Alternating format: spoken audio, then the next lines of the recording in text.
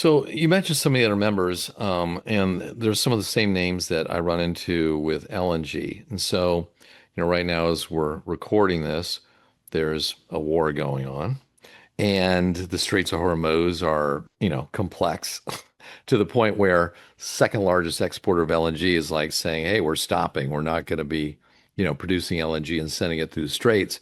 So, how would the solution have impacted that if it was going at scale or whatever?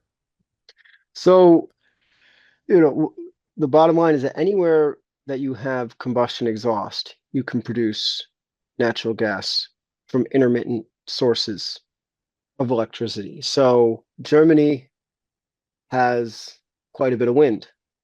Now, sometimes you have a still day and they're burning gas for most of their power, but on other days the entire grid is powered by wind. So, to the extent that we're able to help in a situation in a location like that that's dependent on liquefied natural gas imports, we can enable them to take wind power when they have it, turn it into natural gas locally, domestically, in country, store it there, and then it's there for when they need it.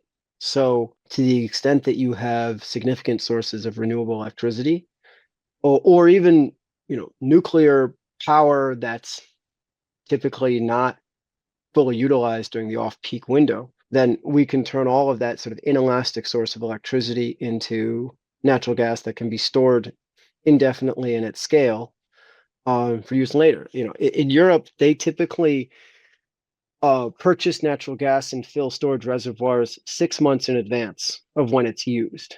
So liquefied natural gas being delivered to Europe today is for the summer already, for August, September. It's not for tomorrow. Just to give everybody sort of an idea, it's not like a battery where you're storing a few hours or even a day of electricity.